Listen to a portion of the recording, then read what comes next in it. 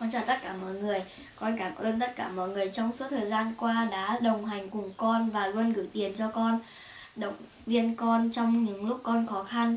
Và các ông, các bà là những người giúp con vượt qua mọi khó khăn trong công việc và cuộc sống.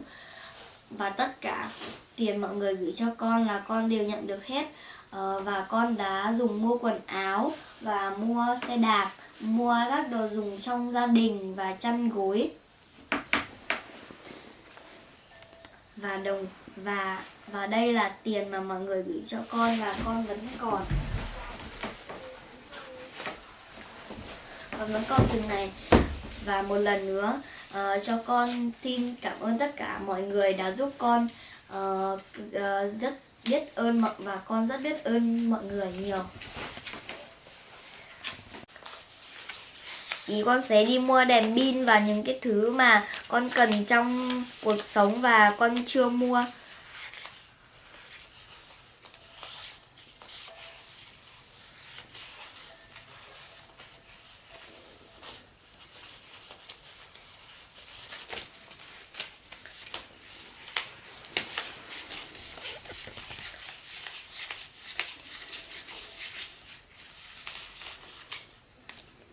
Đấy là tất cả số tiền mà mọi người đã gửi cho con và con còn 4 triệu. Bây giờ con sẽ đi mua đồ. Mọi người cùng theo con đi nha. Đây là thịt lợn gác bếp của con đã để được 2 ngày và nó chuyển sang màu đỏ rất đẹp này. Đây, nó khô rồi các chú ạ.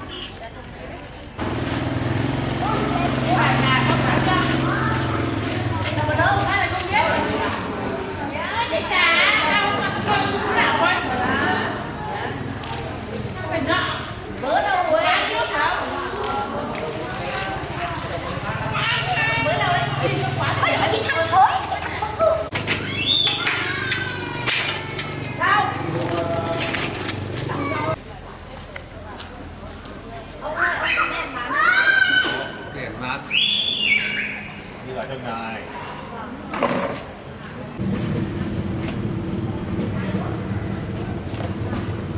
Cái này vào nước có hỏng không? Vào nước không, vào nước là nó hỏng, vào nước là đổi lại, mang đổi cái mới tinh luôn. Rồi. Vẫn còn nguyên bản của nó này. Đấy. Mình tem nguyên bản của nó đấy. Đấy. Sáng chưa?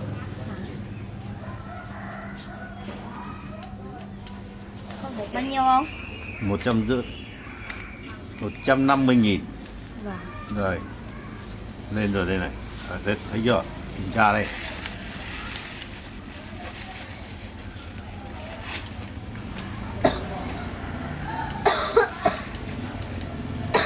Con lấy cái này ông ạ.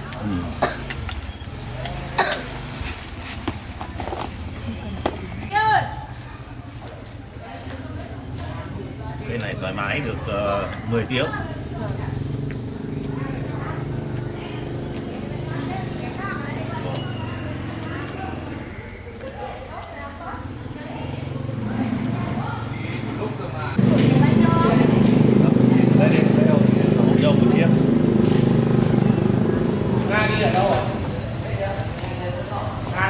Này lắm tiền thế.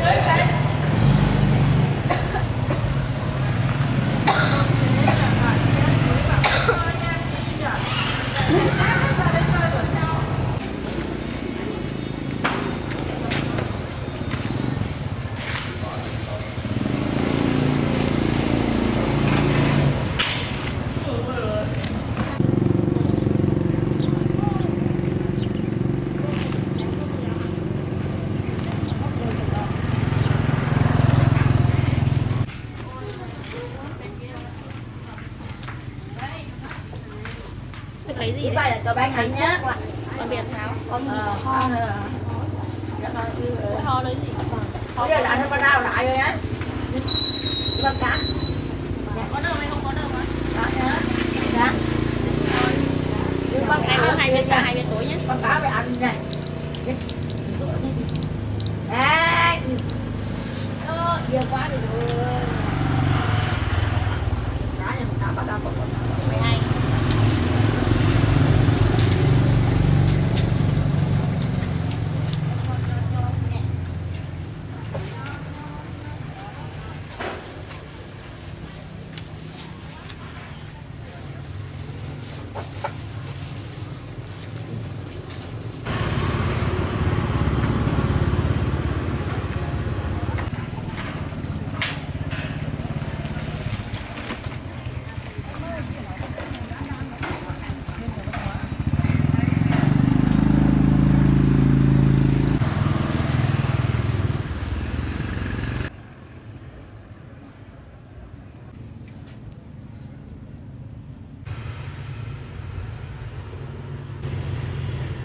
Ba có vòi nước tán không bác? Có, đi vào đây.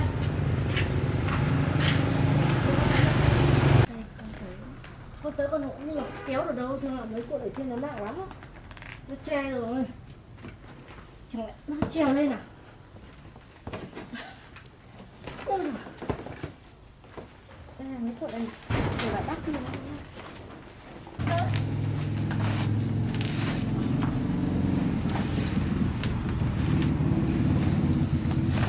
Được rồi, đi.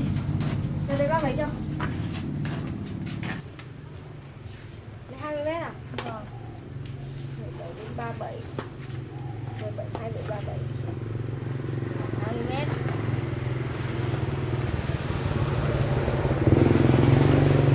Đây là nó còn bị ấy rồi này. Cái này nó ấy kiểu gì rồi?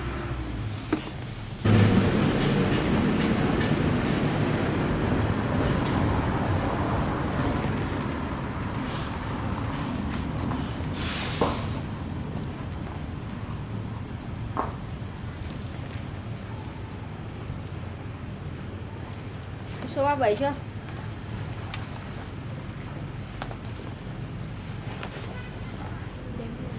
Đây 37 này.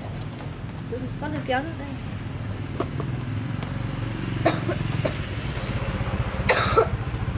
Nó thì số của nó ở đâu sao?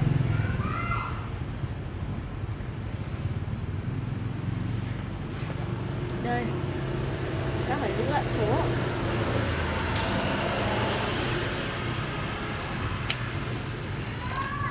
Mẹ đây. Hả?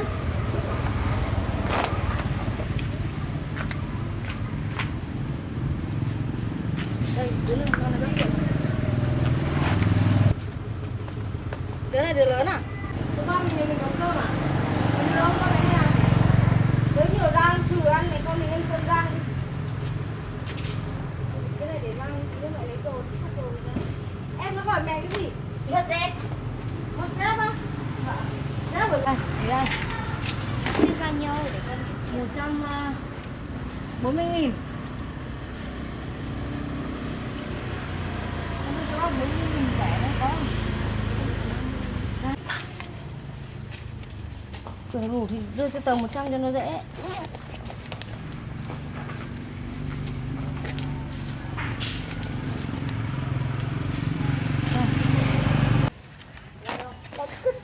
Lấy cứt à? Chết rồi. Đâu?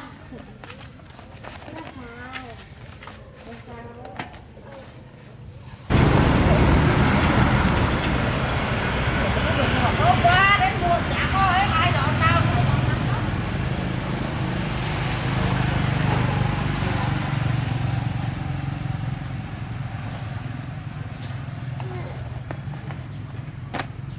Được không? Đấy như này có được không? Được. Kia nào sao? Thế rồi đấy, bác không ôm được rồi. Sao đấy Hoàng ơi?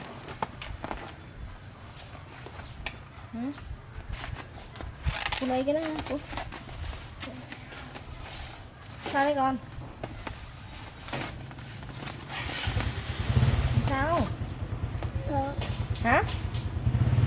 Nói đi.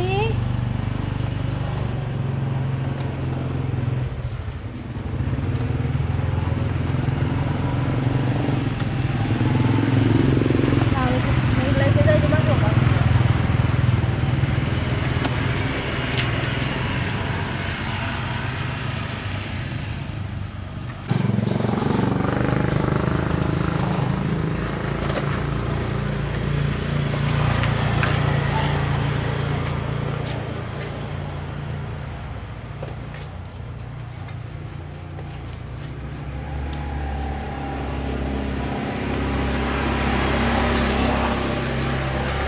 Được rồi, có ạ.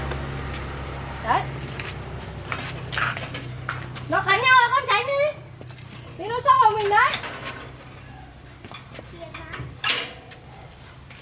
Con về bác nha. Chào nhá. Vâng, con chào bác.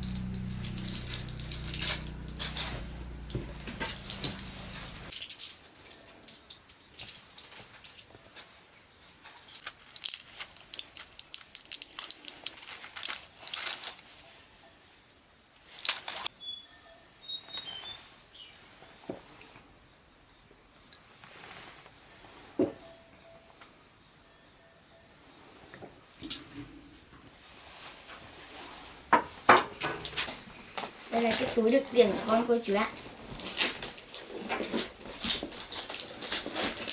Con đựng